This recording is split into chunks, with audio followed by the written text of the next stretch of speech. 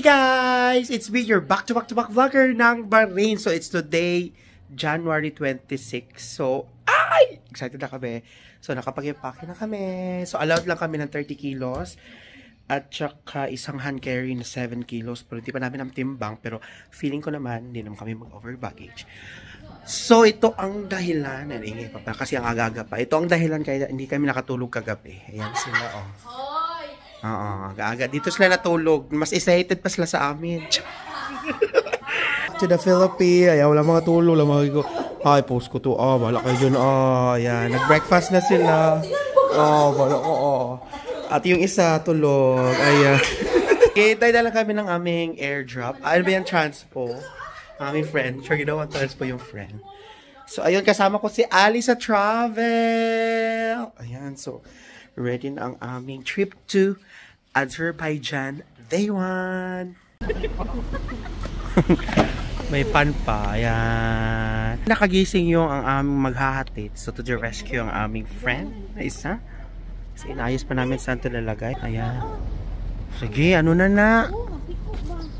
Lumapiko na. Hindi pa naman nato. Charis. Mihan na yung luggage. Oh my God. Punta na kami sa airport to the rescue ang aming Ana and Novi. Wala pa mga ligo yan.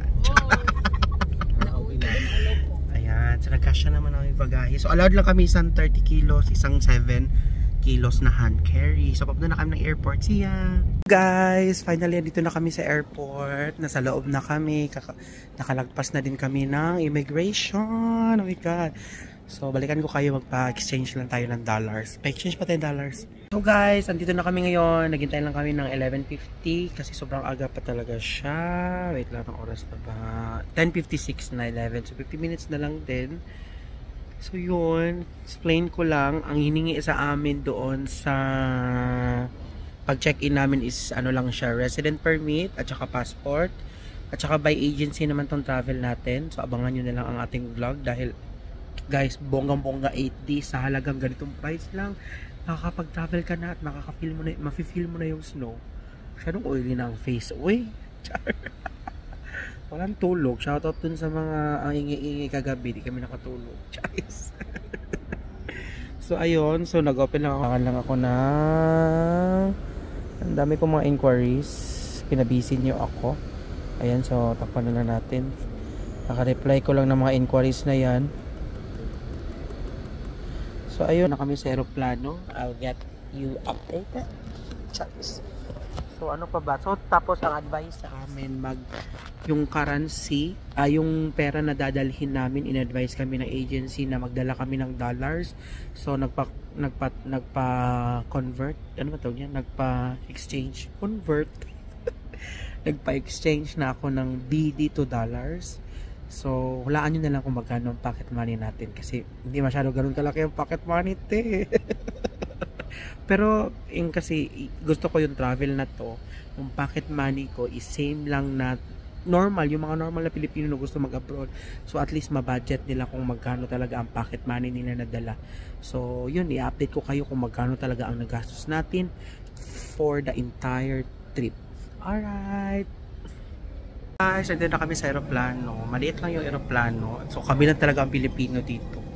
So, kami lang ang nakaka-afford. Charis. Joke lang. Pero mura-mura lang talaga itong package na to. Plano, maliit lang siya. Azerbaijan. Yan yung pupuntahan natin. It's Azerbaijan. Sa mga di nakakaalam, i-search na lang siya sa Google kung saan yung Azerbaijan. Nakita ko siya sa Google. Somewhere katabi ng Georgia. Yun. So, Armenia, katabi ng Armenia, Georgia. So may snow. Tsaka ngayon, snow ngayon. So in-advise ng agency na magdala na kami ng winter enemy. So yun. Pero dito medyo mainit pa dito sa Bahrain. Bye! So finally, andito na kami sa Baku, the capital of Azerbaijan. So guys, ang itinerary namin today, hintayin lang namin yung tour guide. Then, diretso kami sa hotel. Ang sabi is 5-star hotel ang included. Pero i-check natin kung gaano ka 5-star. Ay, linis ng airport nila. So, medyo maliit lang yung aeroplano. So, nahihirapan ako kumain. Pero kahit nahirapan ako kumain, naubos ko pa rin yung pagkain.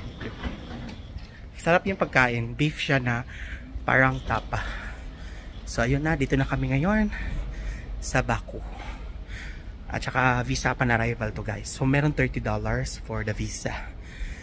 So ito na. Hindi ko na ipapakita kasi baka bawal mag-video. Bye.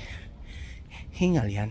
So hi guys, dito na kami sa Baku. Oh my god. So sabi ko ang init, ang feeling ko mainit kasi doon kami sa loob ng airport, pinapawisan kami. Pero paglabas mo dito sa labas ng airport, kita nyo ba yung ano, yung Baku, charis. Kita nyo ba yung usok? Umuusok yung bibig namin.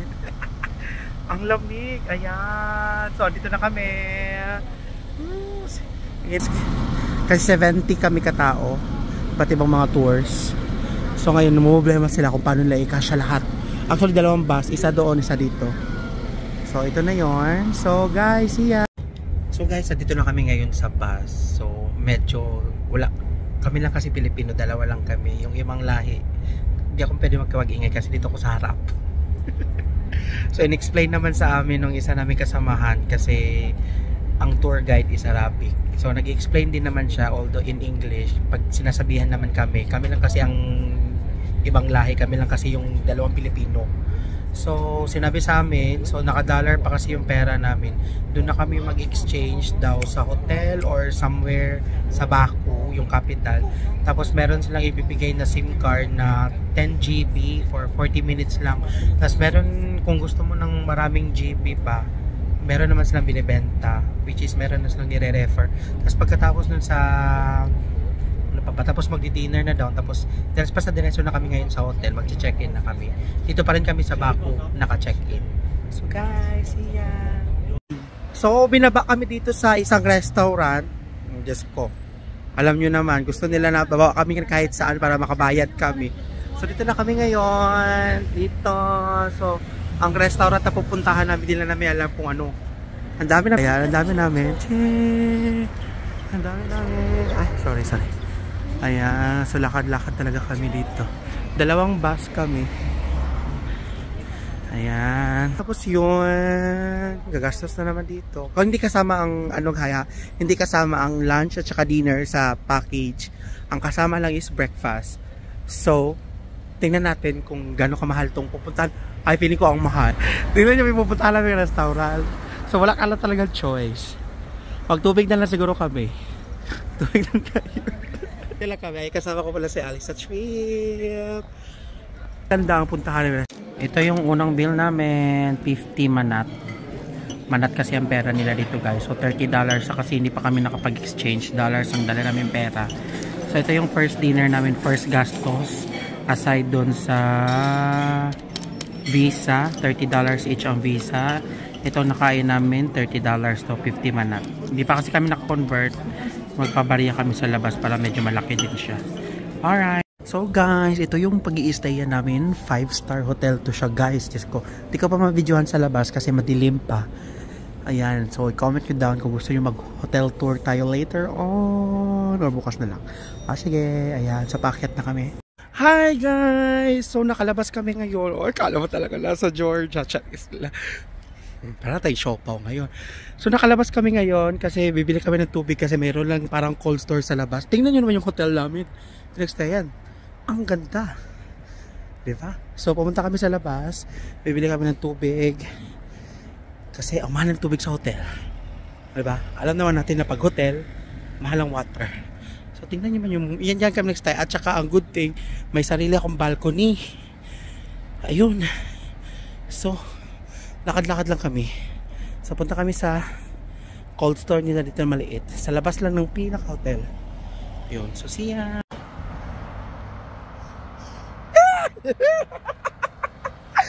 Totoo na talaga ang slow. Pero walang slow. Para tayo nag-vape.